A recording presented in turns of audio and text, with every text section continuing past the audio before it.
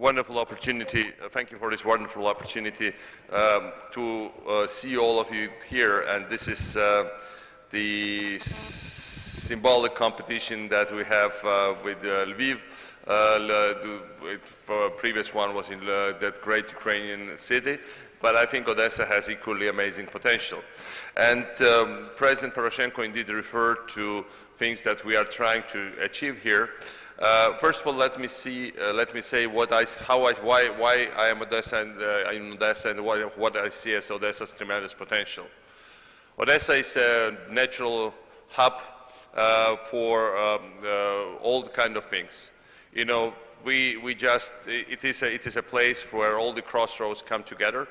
And indeed, for an example, we are in the talks with, and basically Ministry of Infrastructure concluded preliminary agreement with all the sites to divert most of the cargo that go now from China through other places, mostly through Russia, through Central Asia, Caucasus, and Odessa to the north and south and west of Europe, which means that basically logistically it takes only 9 days to go from here, from China to the European Union through Odessa, while through Russia it takes 30 days and plus, and the tariffs being the same. Which is already a big breakthrough, and that really shows, and we started this talk several months ago, and it came to certain important developments and results. We are developing transportation infrastructure, and it's all connected to what we are trying to achieve throughout Ukraine. For instance, when I came here, the airport construction was totally stuck. We had terminal from old Stone Age, and we still have it. And there were just empty walls without roof standing, and nothing was moving. Nothing was moving because it was a remnant of old times when just state money was spent, most of it stolen, and that's how these big terminals and the airports were built. And so what we did is to get to the place where you know, we got the head of aviation administration in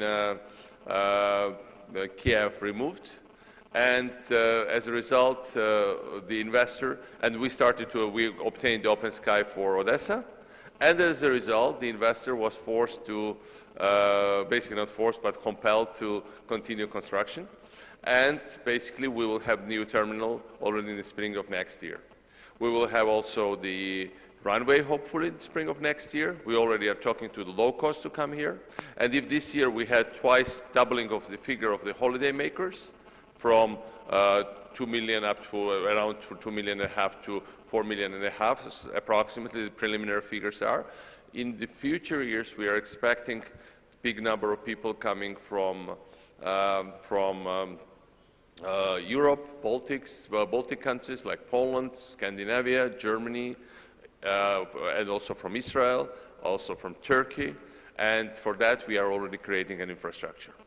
We managed to pass a law in the parliament which would provide for the construction of Odessa-Reni Road. This is a very strategic road, but basically to change the existing infrastructure, because it's a road from Odessa to the European Union. When I say that Odessa is a hub, look at the location. You know, we are 1 hour flight from Istanbul, 4 hours drive away from Kiev. When the normal highway is built from here to Bucharest, it will be less than 5 hours to Bucharest. And of course, it's an amazing combination of seaports. And we will have also a big airport. In the future, we might have also another airport, also in this region. So these are this transportation and geographic side of Odessa. Now, the main thing what I think makes this place a hub is the fact that we have basically amazing population. It's a mini United States, the whole area. 2.5 million people. Young place, because it's basically the cities, as you know, is very young. Very multi-ethnic. 133 ethnic groups coexisting here. Basically, ethnicity doesn't mean anything here. And with amazing, you know, combination of melting pot of all different groups and ethnic and cultural and religious diversity. Very well educated people, with this drive to get educated, and very open society. This is ideal. And then what makes place a hub, it should be also a touristic place. As I told you, we had almost 5 million, 4.5 million holiday makers this year, but amazing wine, amazing food, as we know, and etc. Now, we also have huge coastline to develop. We had 50-something kilometers of totally untapped beaches in Tatarbunari Rayon. Golden sand, very wide, ideal sea climate, at least 4-month season, as you well see when you're walking in the street, and basically just waiting for somebody to come and develop them. We also certainly are working on the fact that we should get gambling business back into business. I think the fact that they outlawed this was very corrupt transaction, and I think we should restore the justice, because indeed there are illegal casinos anyway, and most of the illegal gambling business was lost to Belarus and to other countries, including Georgia, by the way. So we need to bring it back also to Odessa, because it also it's building hotels, and it also builds infrastructure. That's my main interest here. The changes that the President is referring to are also important. On 10th of October, we are opening the first pilot service center, which would be a pilot for the rest of Ukraine, where all these papers, transactions, registrations of companies, purchase and sale of goods, and transactions of sale and purchase and other things would take from a few minutes to up to 1 day, IDs, etc. It would have been even faster. But we need to force the relevant people in the central government to unite all the registers and to open them, because this should be a public register, not something that they are guarding as if it's their own property. I think we will force them to unite them. We're first doing the center, then we'll disclose all the things that are there, expose all the issues, and then we'll force them to bring all the registers together, digitalize them. It will take a few months, and then it will happen. The other thing which we are trying to achieve is to have the electronic customs.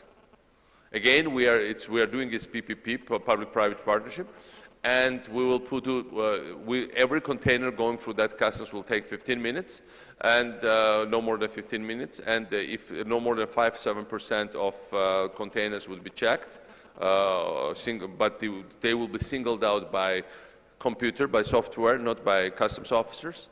And it will be for less than 1 hour, and it will be done at the expense of the customs. That's the whole fight we have over control of the customs here with some people in Kiev, because we want to do it. We want to show the difference. We want to demonstrate how it would look, it will look when it's really innovative. Here in Odessa, we did something also very new. Thanks to Dmitry Shimkiv and National Council of Reform, we did this Council of Economic Development, where we have at one table police and other prosecutors, the DFS, the fiscal administration, the local and regional government, and businesses come with their cases. And we had cases, and we solved most of them.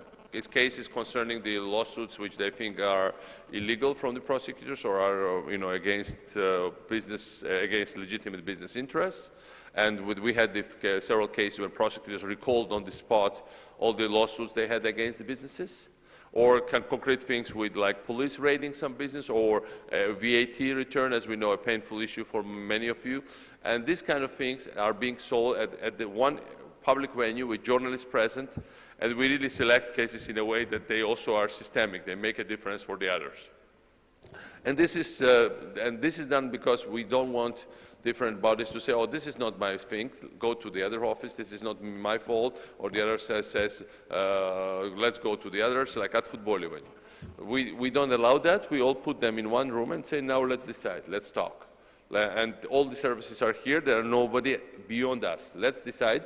And if something needs to be decided in Kiev, we tell them, now take your phone and call and or whatever, text or do email, but certainly let's solve it.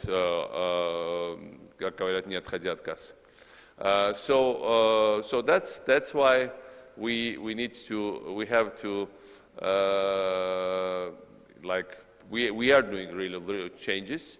We also, I have to mention, are starting to change regional elites. We had competition for 26 of local administrations. And